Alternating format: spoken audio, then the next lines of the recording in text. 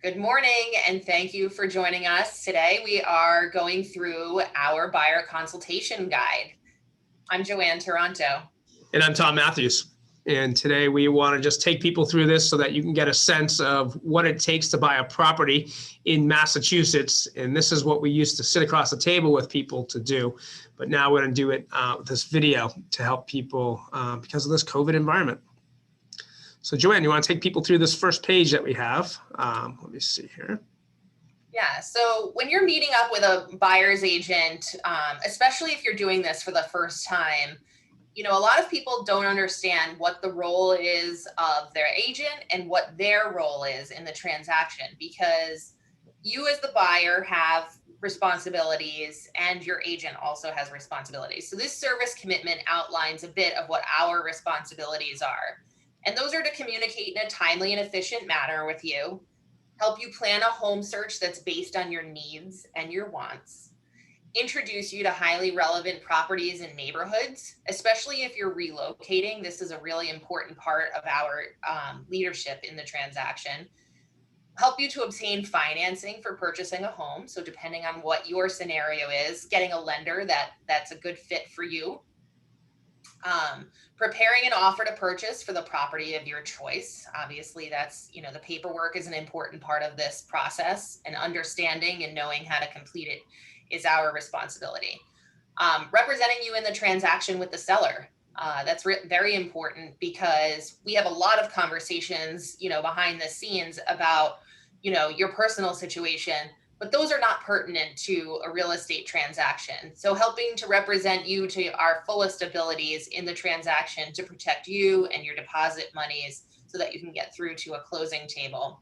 And protecting your interests while finalizing the transaction. So making sure along the way that you are represented each step along of the way, and that our commitment to you is to just keep you in the forefront of our mind and make sure that you have a great experience.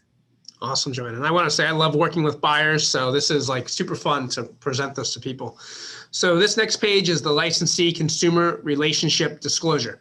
So right at the top, it says this is not a contract, but this is a document that the Massachusetts Real Estate Board has put forward that we have buyers sign. And it says that we are working with you as a buyer's agent. We're working in the capacity of what's called designated agency, which means that Joanne and I are your buyer agents.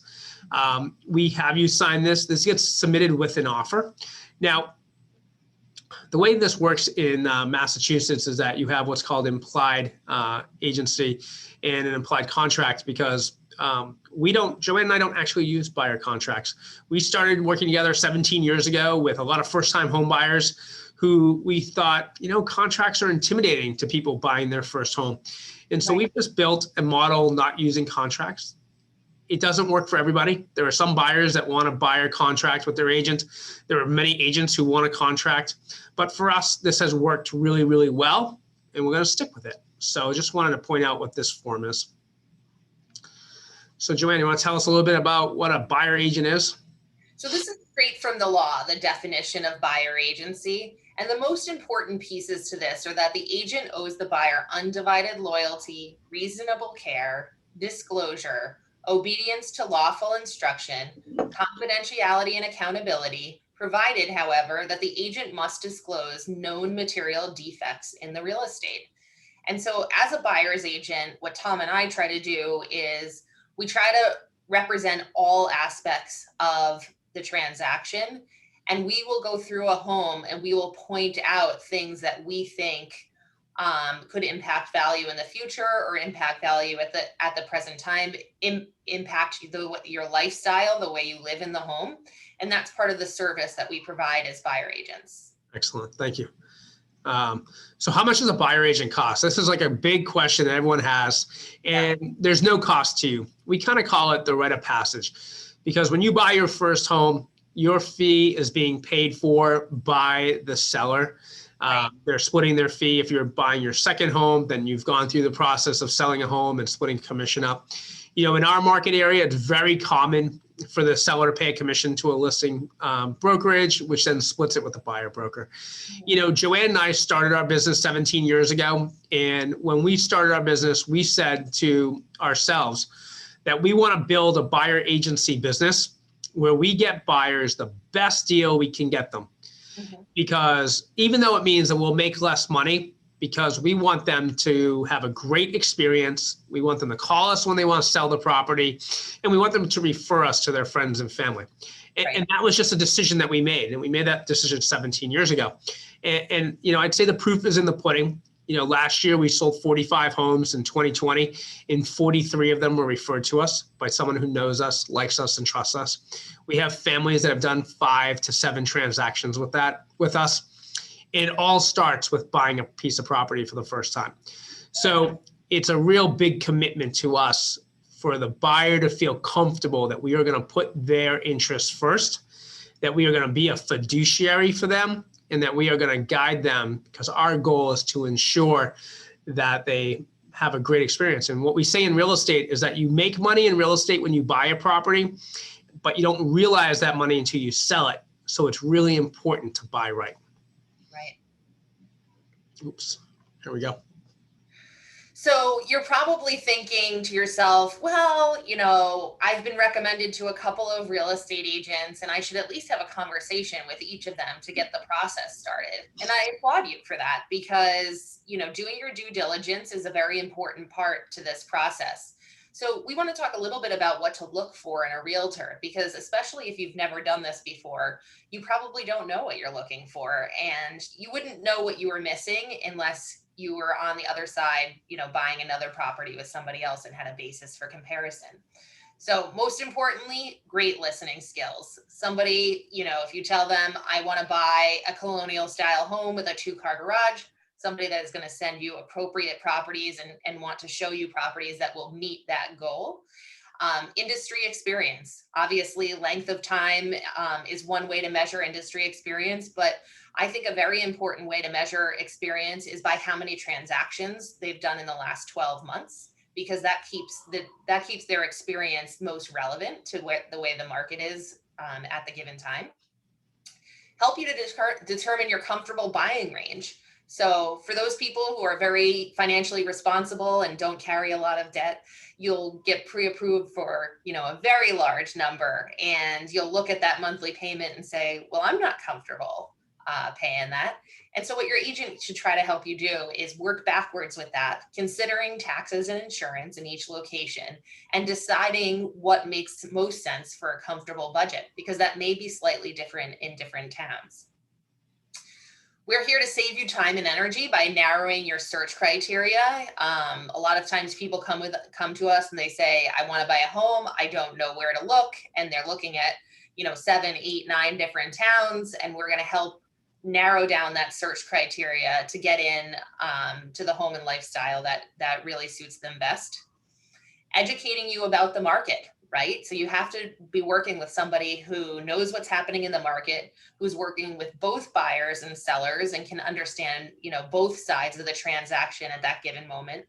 And that'll help you in determining what price to offer. Knowing the behavior of buyers in the market. You know, if you haven't been on the seller side, you don't really have an intel into how buyers are behaving until those properties close and you can see the statistics. Show you ways to get more value from your purchase for better resale value. So when your realtor is going through a home with you, showing you ways that you can improve the property or make it more attractive for a resale. And these could be big budget items like redoing kitchens and bathrooms, or these can be small budget items like power washing and painting and making small repairs. Somebody needs to be available to take your call and or return your calls very promptly. And something that Tom and I love about working in a team is that, you know, urgent questions can be answered very quickly because you can almost always reach one of us. You want to be working with somebody who's going to give you some peace of mind, somebody who's confident in their abilities in the market to be able to guide you to a home purchase and keep the stress levels down, right? Because that's all part of the white glove service package is, you know, in this business, things go wrong, but what we want to do is we want to smooth over as many bumps as we can and make sure you have a great experience while you're buying a home. That's great advice, Joanne, and it's great, I think, that people can use when interviewing for agents. Okay, let's go to the next one. So how do you get pre-approved? It's a big process. You know, a lot of people say, well, let's just leave this to the bankers. And that's great. But Joanne and I feel that if we're going to be your true fiduciaries, we have to understand how this process works. So a pre-approval letter is just a written commitment from the lender. It's subject to appraisal and other like stated conditions, but this is kind of telling you exactly how much you can afford to buy. What they're going to need from you are a couple of years of W-2 statements, 3 months of pay stubs, the last 3 months of bank statements, and then documentation of cash and invested assets. You know, people say, well, this is very invasive, and it is. But you know what? If you want to buy a property and you want a seller to take their home off the market, the piece of paper you hand them has to be as good as gold. And the way to do that properly is to get all this information up front so that you have a really good sense. Because the last thing you want to do as a buyer is get, you know, maybe you're renting a place and you tell your landlord they have a property under contract and you're giving up your lease, but you didn't supply the bank with all this information. You just told them over the telephone how much you make. And so you've given up your lease and all of a sudden you find out 2 weeks before closing that you've been denied financing because they didn't realize you had so much student loan debt. So we feel it's really important that you let the banker go through your credit score and your history, look at your available cash flow, look at your income and employment, and also look at your existing debt and financial obligations. Because part of our job is that we want you to have a great buying experience with the least amount of stress. And I'm going to tell you right now, buying a home is very stressful. You only do it every 5 to 10 years for a reason. And we want to ensure that you take all the right steps. You know, there's a process in place that we're going through here. And if you follow this process, you will have a fantastic buying experience. Okay, Joanne.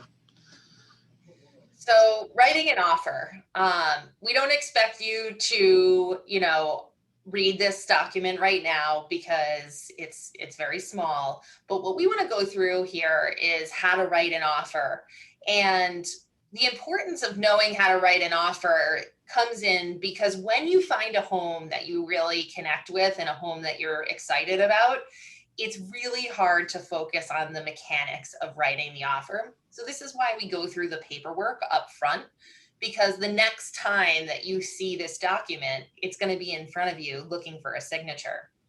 So what I want to talk about today as an overview of this form is that it's a standard form put out by the Greater Boston Real Estate Board. There is also a form that's put out by the Mass Association of Realtors, but this is our preference, is to use the Greater Boston form. And it has all the dates and mechanics of the deal. In Massachusetts, we're a dual contract state. So this is the first of 2 contracts that you'll sign in your purchasing journey. So when you make an offer, it is a binding contract that both parties sign. And in this case, you have the opportunity, if you would like, to have some contingencies. And there's a second page here, if you can change the page, Tom. Sure. That talks about home inspection and mortgage contingencies. So we want to lay out all the dates that are appropriate for buying a property, and we know the timelines that make the most sense and know how long it takes to get financing. So in this contract, we lay out who the buyer's agent is, who the seller's agent is, anything that's included in the sale, like appliances, or you know, yard tools, that kind of stuff are sometimes included. And we lay out all the dates. So there is a date where the offer expires. There is a date where you sign the purchase and sale, which is the second contract. There is a date for the closing. And then all money is held in escrow by the stated person on this form. So let's go over to mortgage and home inspection contingencies.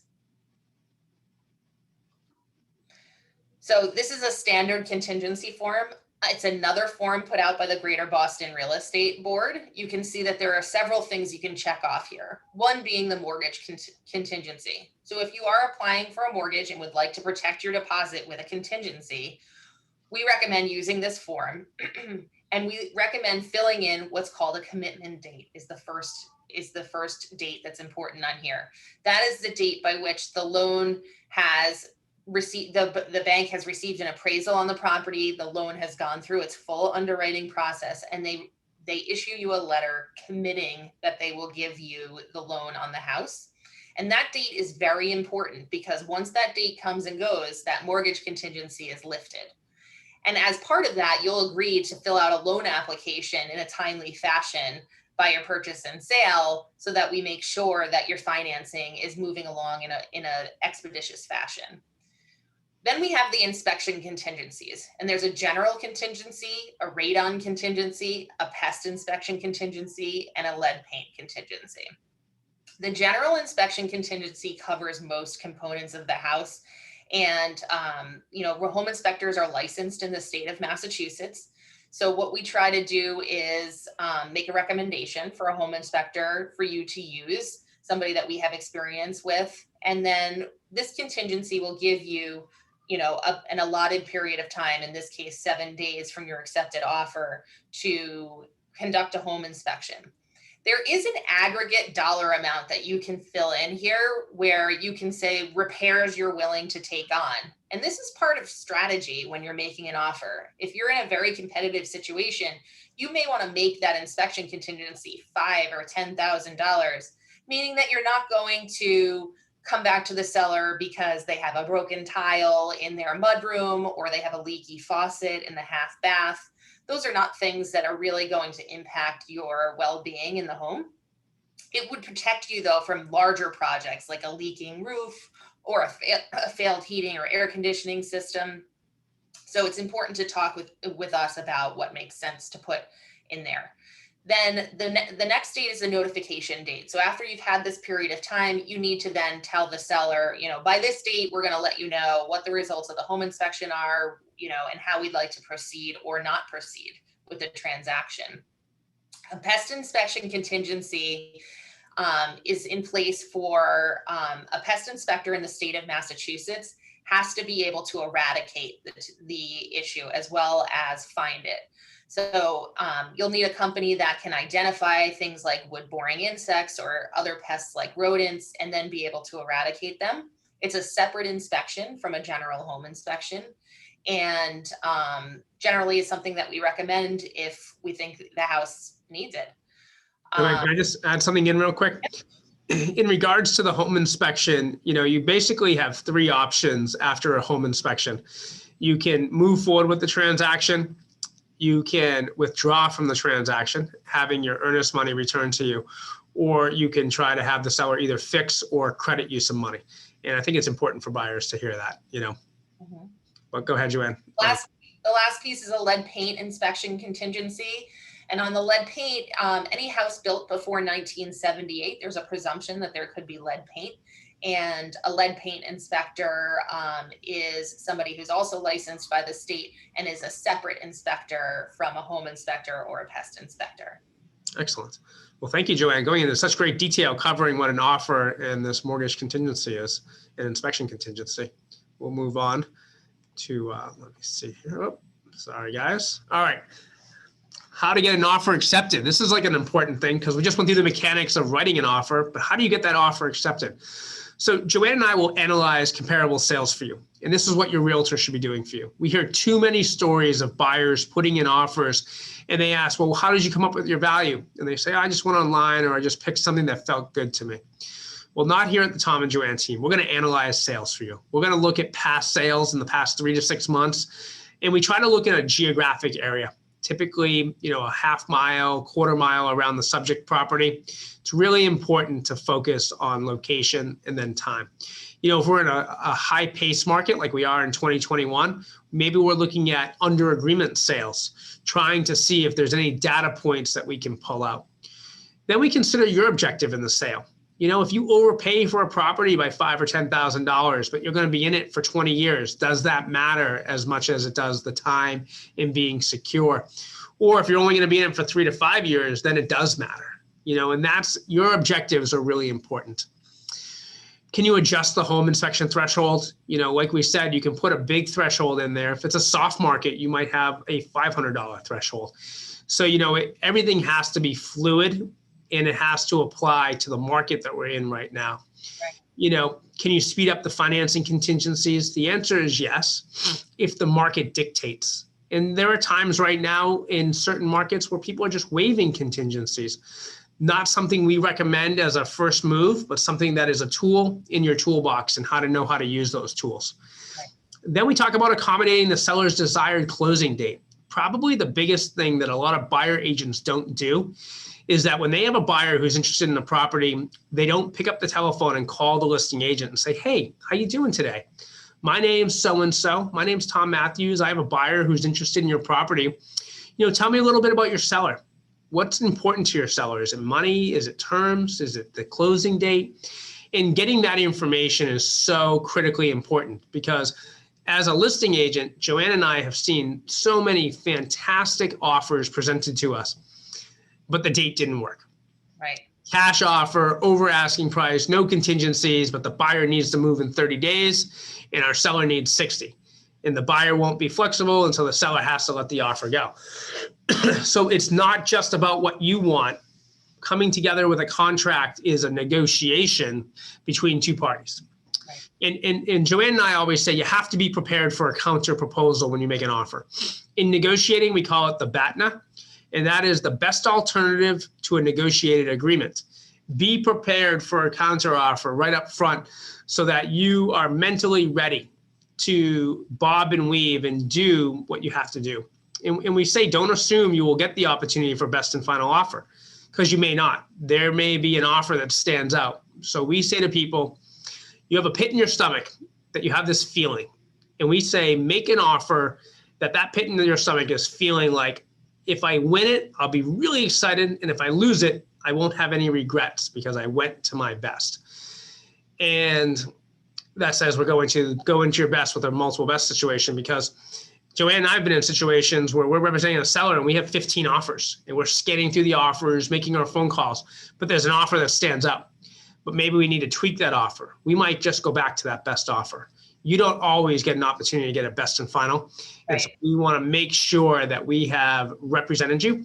But the other thing is in that best alternative to a negotiated agreement, you have to have a walkaway number. You have to have the ability to walk away from a transaction because if you don't have the ability to walk away, then you will overpay. And at some time when the market adjusts and you need to sell, you will lose money. So our focus of the Tom and Joanne team is we want you to make a great financial decision, a great lifestyle decision, and a great overall decision so that you feel competent and confident with the purchase you've made. Yeah, I think that's great advice. Oops, sorry. Here we go, Joanne. Typical timeline of a sale. So we talk in abstracts about, all these dates that we're putting in the offer, a date for this, a date for that. This is, laying it out on a calendar so it's a little bit easier to understand. So let's say you make an offer on a Sunday and it's accepted on a Monday. You then typically have some number of days, depending on what you've put in, but in this case, 7 days to get a home inspection completed. And then you have that notification date on day 8. So following that, you have the purchase and sale date, which is generally another, 3 to 5 days. Something to keep in mind about home inspections and purchase and sales is that home inspectors work on weekends. So it's a great time to get an inspection done. You don't have to take time off from work, but attorneys do not work on the weekends. So when you're getting a purchase and sale prepared, it's important to give the attorney ample time so that they can turn the contract around and negotiate it with the other side in a timely fashion, but without rushing. So from an offer to home inspection is generally up to about 7 days. From an offer to a purchase and sale is generally 10 to 14 days. And from offer to closing could be 30 days, 45 to 60 days, depending on what the seller's situation is or the particular market that we're in at the time. Exactly. Thank you, Joanne. So what happens after the purchase and sale? What Joanne and I like to say is that when we're working with our buyer clients, we are like your new best friend. We're talking all the time. We're seeing each other quite often, looking at properties, and then you sign the second contract. As of the day of the purchase and sale, you must have your loan application submitted. It's up to this time that you have the opportunity to shop rates, look at different programs and lenders. But in order for your commitment date to protect your earnest monies, which is typically that 5% that you've put up with your purchase and sale, you have to commit to a certain lender. Because what has happened in years past when rates used to move a lot, like we're in a pretty stable rate environment, but back in the 80s when a lot of these documents were written, the rates would move by day and people would say, well, I didn't get commitment. And then it will turn out that they changed lenders 2 days before their commitment date. So in order to protect your money, you have to commit to a lender on the purchase or sale date. Once your application's been submitted, the bank will send an appraiser out. And a lot of people say, well, why are they sending an appraiser out? I have a purchase price. Well, the purchase price is a mutual agreement between you and the seller. But the bank is going to make their loan based on what the appraiser feels the value is. I'm proud to say that Joanne and I don't often have issues with an appraisal. I think as a buyer agent, the last time we had an appraisal issue was back in 2008 when the market was really wonky. Right now, we've been really honed in and our appraisals are pretty tight. But the bank wants to make sure that the property is worth what you're paying for. The next thing, it's a great time to submit your homeowner's insurance. So what a lot of buyers don't realize is that you have to prepay your first year of homeowner's insurance upfront to be issued a homeowner's insurance binder. Typically, the bank wants that put in place by the time of your commitment, which is 21 days after the signing of the purchase and sale. And it's also good to know that when you get to your closing, you're going to have to prepay 3 months of insurance, but that's part of your closing costs. And then approximately 21 days after the purchase and sale, the bank will issue a commitment letter. And that ensures that you indeed have the ability to purchase the property. You know, one thing I'd like to talk about at this point is that Joanne and I put in a process about 6 or 7 years ago that every single Tuesday we check in with our clients. We're going to give you an email, a text message, or a phone call. And what we're going to do is tell you what milestones you should be expecting this week and really help to ensure that you have a constant open line of communications from us through the closing. Because early on in our career, we would sign the purchase and sale, and then we wouldn't check in with the buyers until near closing. And we found that oftentimes questions would come up and they weren't comfortable reaching out to us. So we want you to know that there's always an open line of communication. And this is a great time too for the buyers as they're having a great experience to be thinking about this process and being like, you know what, my friend Sally is looking to buy a house. I'm going to refer her to the Tom and Joanne team. They're giving me such a great experience. And that's something that we really want you to know is that we're going to really stay in touch with you and be with you from the start till the finish. Right. Oops. So Joanne, when do we need the money? So, you know, there's a lot that goes on in this process. And, you know, for most people, you're spending your life savings or the equity from a previous property that you've sold. And it's important to know when you need money. So a typical offer in a balanced market would be bound but with $1,000 deposit that goes into escrow. In our market area, the listing agency generally holds escrow. And that $1,000 will go in to bind the offer and to also go towards your purchase price. The next time that you need money is for a home inspection. So the payment is made to the home inspection company directly at the time of inspection, or a lot of them will take a credit card over the phone and then process it at the completion of the inspection. And excuse me? Sorry, I just coughed. So then there's the second deposit with the purchase and sale. This is really where your earnest money deposit is brought forward. So typically you'll see 5% put up with the purchase and sale. That includes your $1,000, which will all go towards the purchase price of the property. But this is the money that says, you know, to the seller that we will not be walking away from the transaction arbitrarily, because you're signing a contract that you're committed to purchasing something, and you're going to put that money there to secure the transaction for the seller. Your homeowner's insurance binder will be paid in full 1 year, as Tom mentioned. You'll need to do that before your commitment date. And then at the closing, it's a combination of your money and the bank's money, if you're getting a mortgage, that's brought to closing. So you'll oftentimes bring a check if you've put 5% into as earnest deposit, you'll have another 15%. If you're doing a 20% down purchase, you'll bring that 15% to the closing table in addition to your closing costs. Excellent. Thank you, Joanne. Oh, one more thing is your wants and your needs. So this is a great thing that we actually ask people to do prior to this meeting, but we also want people to be thinking about it throughout. But we typically say, like, type it down or on a lined piece of paper. What are your wants? What are your needs? What are your kind of, I wish I could have, and your non-negotiables? Do I want a single family, townhouse, condo? Are school systems important to me? Do I plan to be in the home for a long time, or is this a short-term purchase? Am I willing to commute to work? If so, how far? And what a different world we live in now with remote housing. It really gives people a lot of opportunity. How many bedrooms and bathrooms do I want? How many do I really need? Am I looking at a home to live, or is it an investment? Am I renting it out? How am I viewing this home? Do I have the skills and motivations to make smart improvements?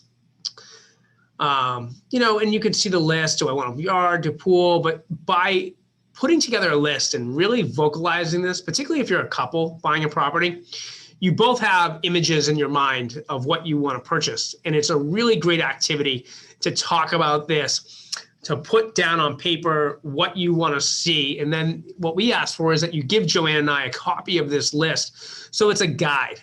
It's not rock solid. We don't stick with it to a T, but it's funny how often we've sat at closing tables, back when you could sit at closing tables, with the buyer as they're signing their documents, and we say, hey, look at your wants needs list, and we pull out the paper from their file and say, look, you wanted central air, you got central air, you wanted a neighborhood. It just helps you to be synergistic in this process. And it's just something that we have found to be a good practice. Yep. And it helps carve out your home purchasing path with us, because we need to understand as much as we can about your lifestyle, so that when we're picking properties or making suggestions, that we can be projecting what we think you are looking for. And that's all part of being a great listener. Awesome. So that's the end. We want to thank you for watching our video today. I'm Tom Matthews. And I'm Joanne Taranto. Thanks for joining us. Cheers. Well.